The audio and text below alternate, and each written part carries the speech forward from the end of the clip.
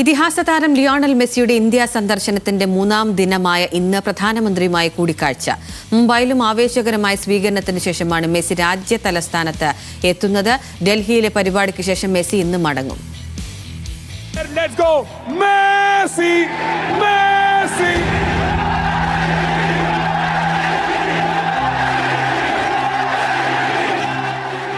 14 വർഷത്തെ കാത്തിരിപ്പിനൊടുവിൽ ഇന്ത്യയിലെത്തിയ ലിയോണൽ മെസ്സിയെ വരവേറ്റത് നീലപ്പട്ടണിഞ്ഞ ഗാലറികൾ.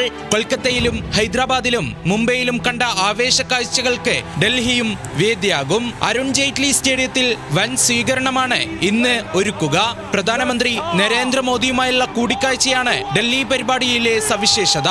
കൗമാര താരങ്ങളുടെ ടൂർണമെന്റിൽ ലോകത്തെയാകെ ഞെട്ടിച്ച മിനർവ അക്കാദമി താരങ്ങളുമായി മെസ്സി പന്ത് തട്ടും. ഇന്ത്യൻ ഫുട്ബോളിൽ വളർന്നു വരുന്ന കായിക താരങ്ങൾക്ക് പ്രചോദനമായാണ് സംഘാടകർ പരിപാടി സംഘടിപ്പിക്കുന്നത്. മെസ്സി എത്തിയ നഗരങ്ങളിലെല്ലാം കണ്ടത് ഇന്ത്യൻ ഫുട്ബോളിന്റെ ഉയർപ്പിന് കാത്തിരിക്കുന്ന ആരാധക പ്രവാഹം.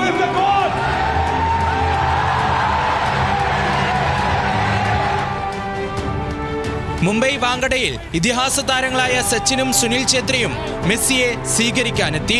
കൊൽക്കത്തയിൽ ഷാറുഖ് ഖാനും ഹൈദരാബാദിൽ രാഹുൽ ഗാന്ധിയും മുഖ്യമന്ത്രി രേവന്ത് റെഡ്ഡിയും മെസ്സിയെ സ്വീകരിച്ചു. കൊൽക്കത്തയിലെ പരിപാടിയിൽ സംഘാടന പിഴവുണ്ടായതിനാൽ തന്നെ കനത്ത സുരക്ഷയിലാണ് മറ്റെല്ലാ വേദികളിലും പരിപാടികൾ സംഘടിപ്പിച്ചത്.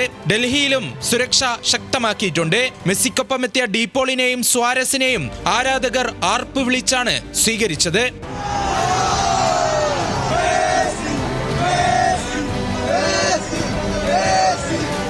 ഇന്നത്തെ പരിപാടിക്ക് പിന്നാലെ മെസ്സിയും സംഘവും മടങ്ങും. Sports desk, news Malayalam.